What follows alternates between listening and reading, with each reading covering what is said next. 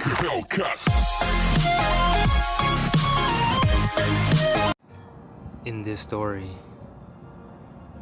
takes us back to the summer of 2011, one that will always stick with me forever. On a weekend,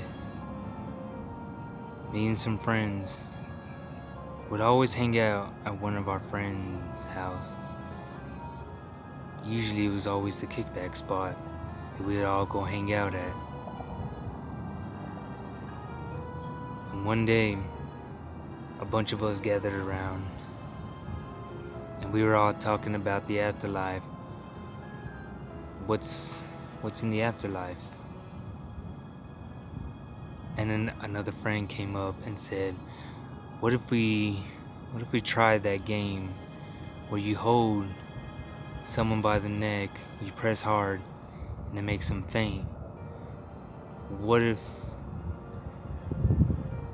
we do that and something happens? Maybe they can see a glimpse in the afterlife. You know, to us, we were really reluctant. We weren't sure what was gonna happen. We were kind of just throwing it off like, well, that's just to knock you out, to make you faint. You know, it can even cause brain damage. I mean, there's videos of people trying it to other people, and some have died from this. But us being teenagers, we're like, you know what? Let's go ahead and give it a try.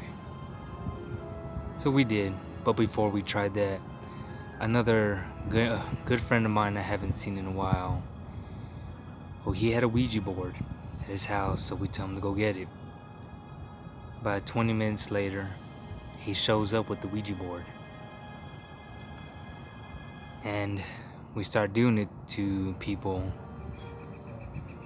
And at first, the first person we did to said that he could see us like it was an out-of-body experience, but we couldn't see him or hear him.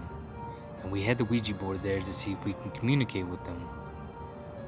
So we weren't sure if anything was gonna happen after he woke up, but he seemed fine afterwards.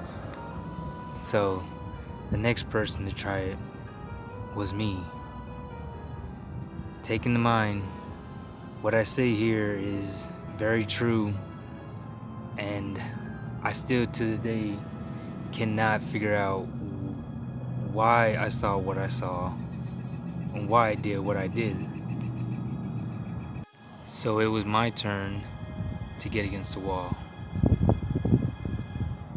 And another guy that was there, he went ahead and put his hands on my neck, and he told me to take 10 deep breaths. So I did, and on the last breath, he went ahead and pretty much choked me out. When I got choked out and I fainted, I woke up, but not with everybody else. It was pretty much like an out-of-body experience as well. What I saw was a barren wasteland that was burnt and consumed by fire. And I was just looking around. I was trying to call out for people. I saw the people that were around me inside the room, but I walked outside and I saw that barren wasteland just burnt. And there was a man that was standing in the distance, and I was calling out to him, hello, hello. And he wasn't saying anything to me, so I kept taking steps, and I would look back, and the door that I went through was right there, but the house was not. It was just a door.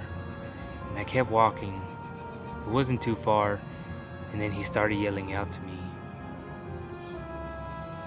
He was pretty much saying, go back. He said, it's not time yet. He said, it's not your time. So I kind of heed his warnings, but I kept trying to ask questions, but he kept telling me go back, and he kept pointing to go back.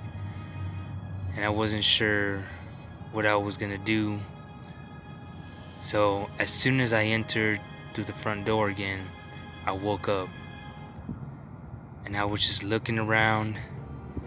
I was freaked out and I was telling people what I saw, but they kind of threw it off and thought I was lying. And I described to them where they were at in the room, and I told them when I went through the door, and I looked back and it was just a door, but the house was gone, like burnt down, like everything around me was burnt.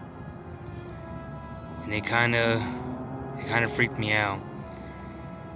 Later that night, us being teenagers, we were just doing dumb stuff with the Ouija board, trying to contact what was ever in the house, because we would hear noises here and there.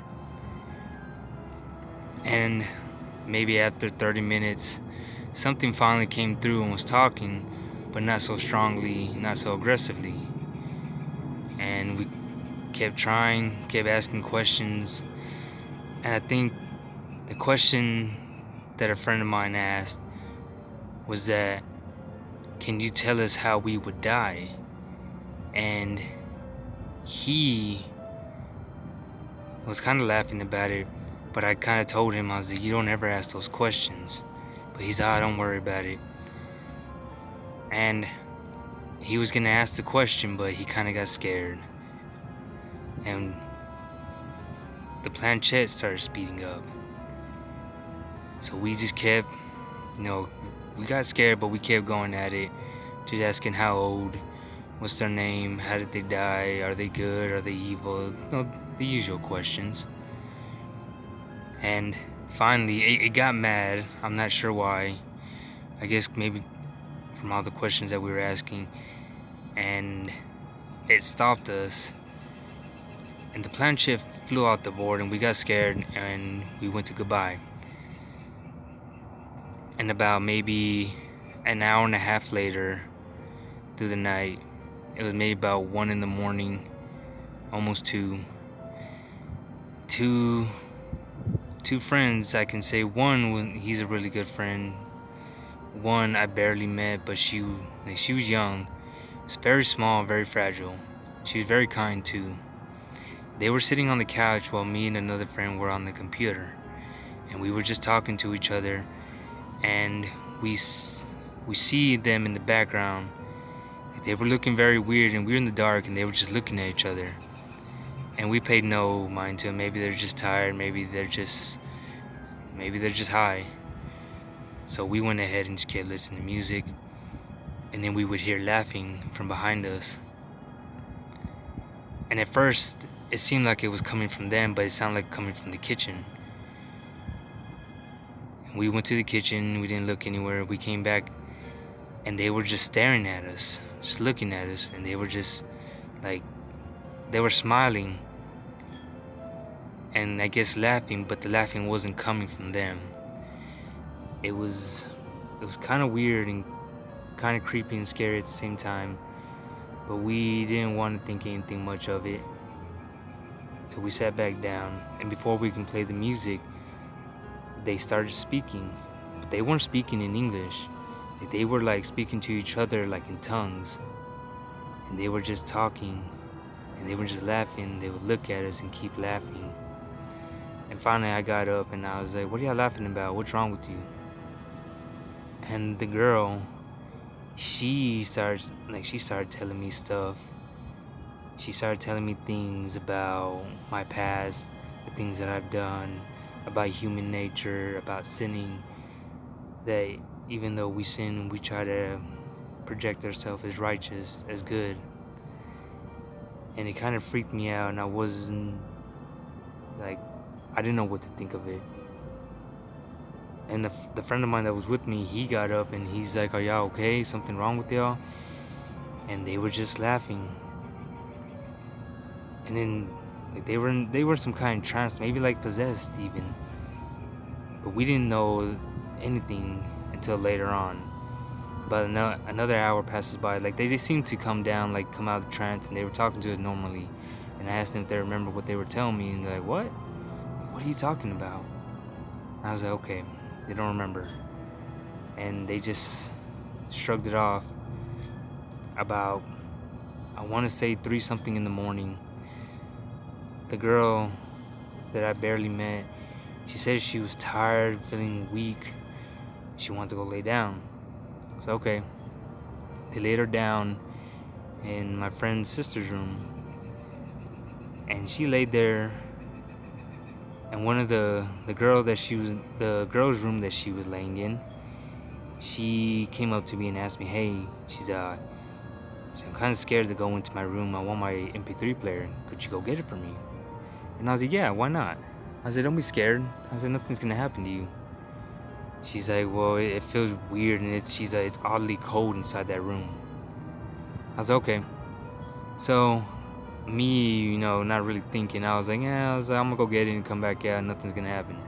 I walk into the room and I turn on the light. This girl, as soon as I walk in there, my presence was known. She popped up on the bed, and she from me to the bed would take at least about 8 steps to get to me. She did this in 3 steps, but when she took these steps, they were very loud and hard steps, and it kind of freaked me out. And then she got to me and she put her hand right on my neck and she pushed me against the wall with abnormal strength. This girl was not capable of doing something like that, so it was very, very weird. And I was scared, and I was trying to take her off me, and she was just looking at me. Her eyes went from a nice brown to a darkest black.